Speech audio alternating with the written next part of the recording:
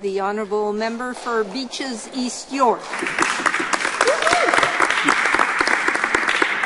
Thank you, Madam Speaker.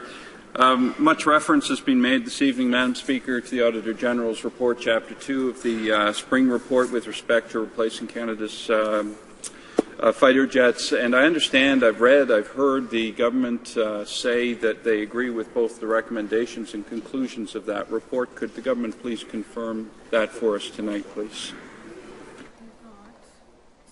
Madam Chair. I'm sorry, the Honourable Associate Minister. Thank you, Madam Chair. Yes, indeed, we have adopted the recommendation of the Auditor General, and as a result of that, the Secretariat has been put in place.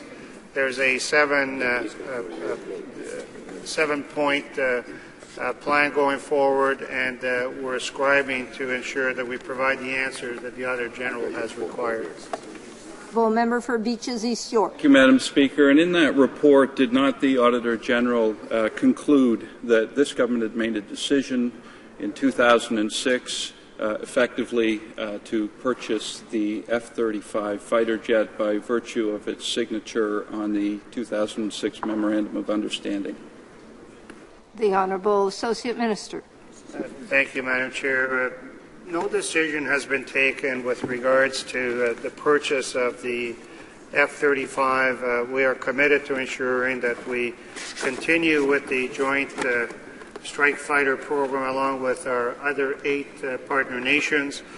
We will follow through on the recommendations made by the Auditor General, and decisions as yet have not been made with respect to replacing our aging CF-18s.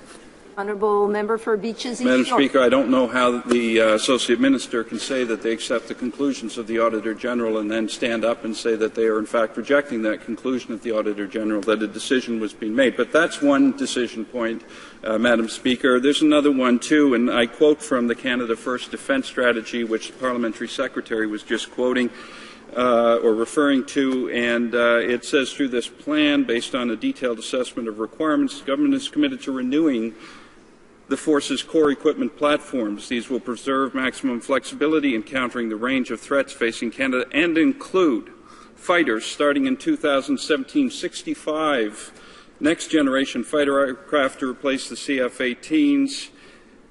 The only next-generation fighter aircraft, according to this government, is the F-35. So here we have, Madam Speaker, yet another decision point of the government saying that they are going to buy 65 of these jet fighters. Could the government please confirm that for me? The Honourable Associate Minister. Madam Chair, I'd like to confirm for the Honourable Member the following.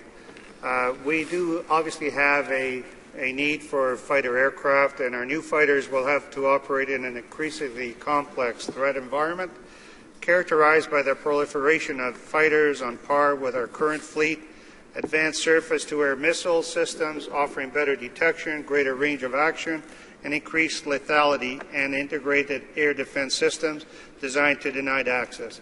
And, Madam Chair, those decisions will be made once we have the answers that the Auditor General has requested in his recommendation.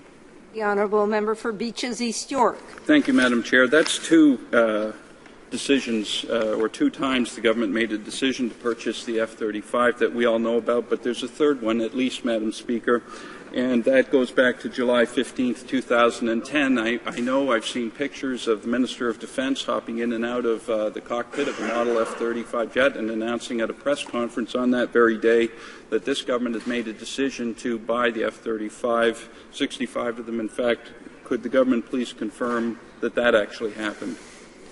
The Honourable Associate Minister. Well, Madam Chair, if I may again, I would like to remind the member that no decision has been taken.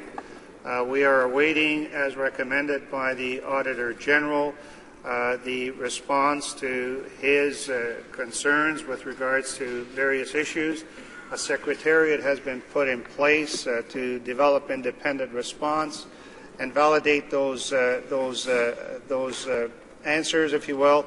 And, Madam Chair, no decision has been taken. I don't know how many more times I have to keep repeating that. Honourable Member for Beaches East York. Well, Madam Speaker, we're really down the rabbit hole on this one because all of that has no credibility whatsoever. That's 3 times that we are all aware that the government made a decision to buy this fighter jet. And then they even named that very secretariat that the Associate Minister has been referring to, the F-35 Secretariat. But let me start on a new line of questioning, Madam Speaker. How many DND and Canadian Forces staff have been assigned to the Joint Strike Fighter Office in Washington, D.C.?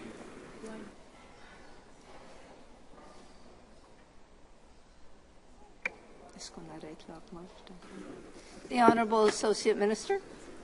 Madam Chair, I don't have that immediate answer available, but we'll undertake to provide it to the member opposite. The Honourable Member for Beaches East York. Madam Speaker, the Associate Minister has ample resources with him tonight to answer that very simple question, and I expect an answer this evening forthwith. I'll give the Associate Minister another opportunity.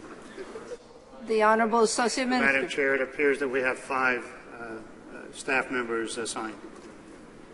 The Honourable Member for Beaches East York. Thank you, Madam Speaker.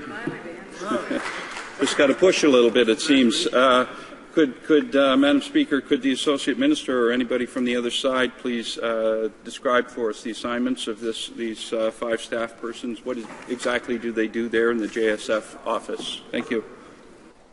The Honourable Associate Minister. Madam Chair, thank you. They are basically working alongside our partner nation personnel. There's 8 other countries involved in the development of the Joint Strike Fighter program. Our people are working in those particular areas, and I don't know what more I can answer. The Honourable Member for Beaches East York. Thank you, Madam Speaker. Every year, the Joint Strike Fighter Office in Washington, D.C. provides Canada with what are termed bilateral cost breakdowns for the F-35. They provide those to the Department of National Defense. They're based on the selected acquisition reports, which I have here from December 31st, 2001, very comprehensive, lengthy, detailed document. Is our staff involved in the preparation of this Canadianized costing data? The Honourable Associate Minister. Thank you, Madam Chair. The answer is yes. The Honourable Member for Madam Beaches Speaker, East and how many years have we been receiving these bilateral cost breakdowns from the Joint Strike Fighter Office? The Honourable Associate Minister. Madam Chair, thank you to the member opposite. Canada has been a partner in the development of the Joint Strike Fighter in the program for the last 15 years, dating back to 1997, when the Liberal government of the day engaged Canada in this particular project, which we are continuing today. The Honourable Member for Beaches East York. Madam Speaker, is that to say that we have been receiving bilateral cost breakdowns from that Joint Strike Fighter Office for 15 years? The Honourable Associate Minister. Thank you, Madam Chair. Apparently, the cost, the reports have been coming in since about 2001. The Honourable Member for Beaches East York. Thank you, Madam Speaker. Well, that's interesting. We've got over a decade's worth of Canadianized costing data coming right out of the Department of Defense in the United States. Can the Associate Minister please let me know whether these bilateral cost breakdowns include life cycle costs? The Honourable Associate Minister. Madam Chair, the program is led by the Americans.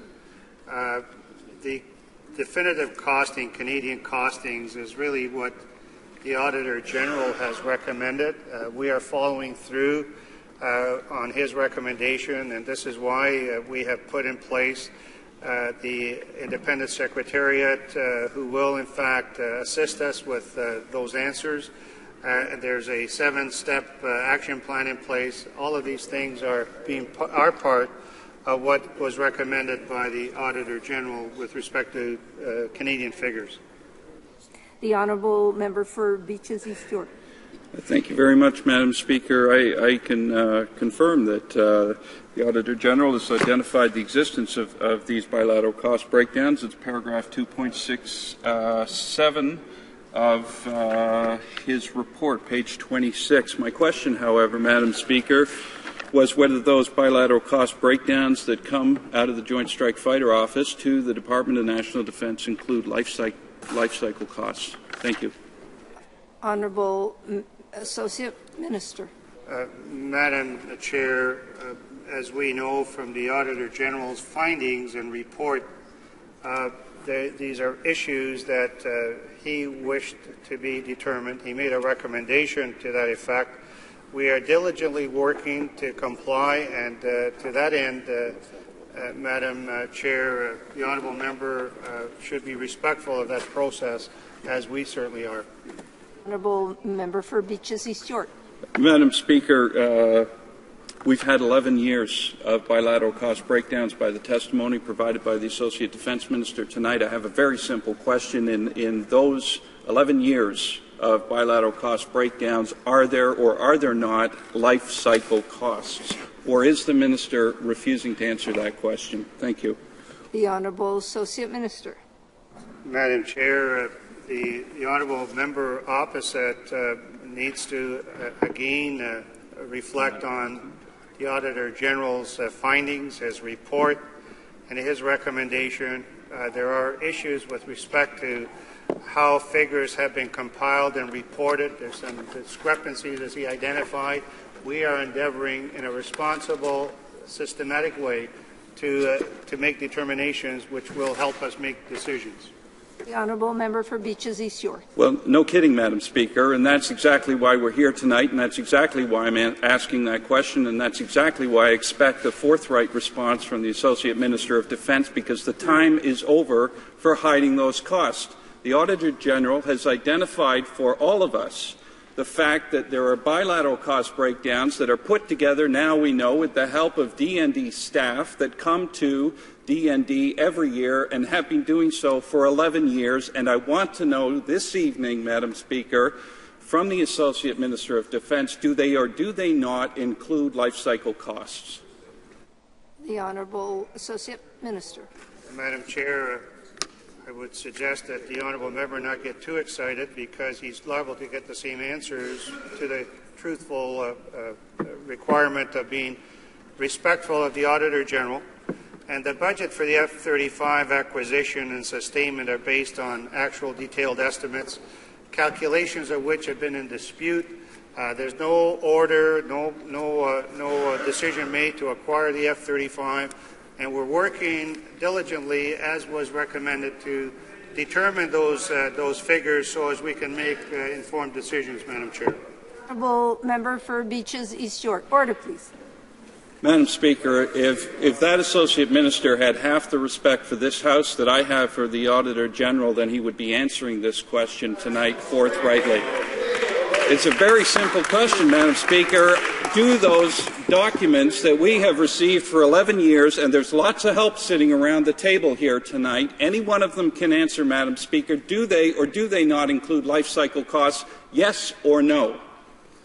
The Honourable Associate Minister. Madam Speaker, in my earlier life, I felt that citizens were respectful of due process and others, and I would suggest to the member opposite that maybe he should exercise some of that. But in any event, the same recommendation also asked the Department to start full life cycle planning for the preferred option in the definition phase of its project management process. Again, Madam Chair, a lot of these things are in the works as per the recommendation of the Auditor General. The Honourable Member for Beaches East York. Well, these things have been in the works for 11 years, Madam Speaker, with costing data, Canadianized costing data, put together with the help of Department of National Defence officials, and I have a very simple question, and perhaps this member who's speaking out now has an answer, but we also, I would note, have the Chief of Defence Staff around the table. We have the Deputy Minister for National Defence around the table. Surely someone on that side of the table aisle will answer this very simple question for us tonight. Or are they all refusing, Madam Speaker? The Honourable Minister, there's about half a minute left. Madam Speaker, I know the honourable member is having a Matlock moment and he thinks he's in a court of law. I want to clarify that these costs have been available to our department since 2006, and they do not include, and the important nuance here is Canadian life cycle cost, Madam Speaker, Canadian.